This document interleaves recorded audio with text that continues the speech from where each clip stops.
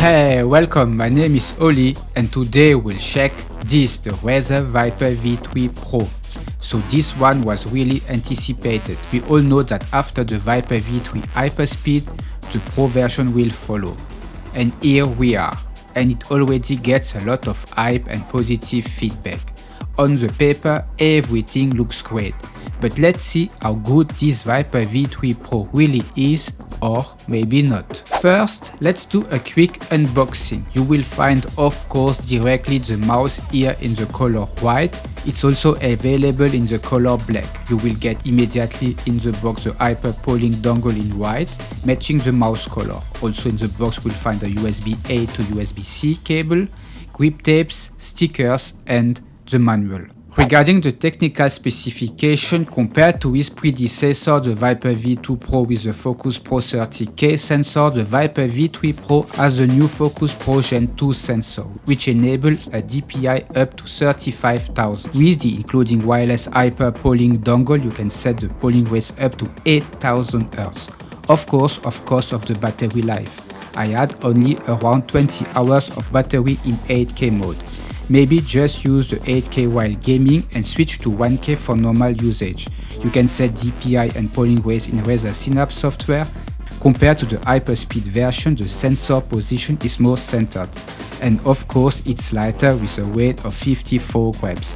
It's also 4 grams lighter than the Viper V2 Pro. The Viper V3 Pro comes as the V2 Pro with the optical Gen 3 switches. So let's do a quick sound and quality check.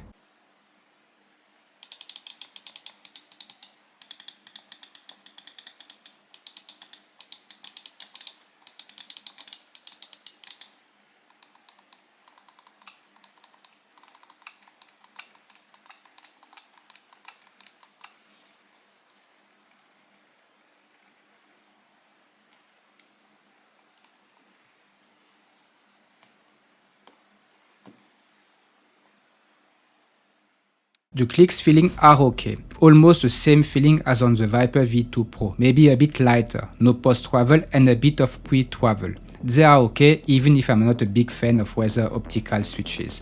I prefer the lighter feeling, something like the home-run optical switches. The click implementation is very solid, no side play. Side buttons are great, almost no post or pre-travel feeling. The implementation is very solid, no shaking, an improvement compared to the V2 Pro. They are also bigger, better placed with a little space in between. Scroll wheel is solid, nothing to complain here, light with good defined steps. The click on it is not hard but also not too light. For the rest, the build quality is impressive, very solid from Razer. No flex or creaking sound, everything feels rock solid and very premium. Like the coating, it's smooth but very grippy for my dry skin. This white color doesn't have this grainy coating as on the Viper V2 Pro. It used kind of the same coating as the black tested at the 8K wired and V3 Hyperspeed. It feels even a bit more grippy. Great job here. They also use now bigger PTFE skates, which are okay out of the box. It's the same skates as the V3 Hyperspeed but in a larger size. Regarding the size and shape, this is the biggest change compared to the Viper V2 Pro. It has exactly the same shape as the V3 Hyperspeed. So this higher back hump, which makes it looks like more like a G Pro X2 at first. But it doesn't feel like a G Pro X2.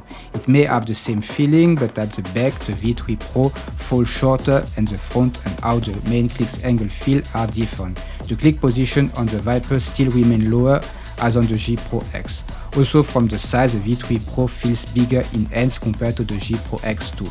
It's more on par with the Asus Harp Ace, so more in the longer size category. The side curve is more straight on the G Pro X compared to the V3 Pro. The V3 Pro side shape has the stronger curves in the middle and flares out at the front and stronger at the back like the Asus Harp Ace. So the Razer Viper V3 Pro shape is at first more destined for people with bigger hand size. I will say medium hand size could enjoy it using a palm or relaxed claw grip. Bigger hand size can use a more aggressive grip style. Fingertip grip is also possible if you have big hands, but due to the higher hump, it's not the best shape for that. I personally prefer smaller mice for my grip and play style, but I get used to it. I learn how to adapt my grip with this mouse. It's comfortable in my hand, which have a size of 70 by 9.5 centimeters. It feels completely good my palm for a relaxed claw grip. I managed to switch when I'm tracking my enemy to a more aggressive claw grip style. I have in general very good performance in gaming with this Viper V3 Pro. The sensor feels very responsive using higher DPI settings. Also the 8K polling rates feels very stable, no shuttering or lagging feeling, everything works flawless. Only the battery life in 8K mode is a bit short with around about 20 hours, but for the rest it's a great mouse. So, to sum up, at first there is not much to complain about this Razer Viper V3 Pro. Instead, it should receive a lot of praise and the title of Best Gaming Mouse of 2024 so far makes sense.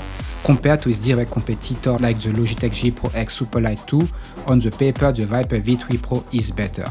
Maybe the shape of the G Pro X has still this little something magic that even inspired Razer, but the Viper V3 Pro doesn't feel exactly the same. It's still a good shape that I'm sure will suit a lot of gamers. But I'm not sure if it suits as much gamers as the G Pro X2 does. So maybe the point that needs to be discussed is the price. If I have a complaint to make, maybe here is the price. It's not really a complaint but more a concern.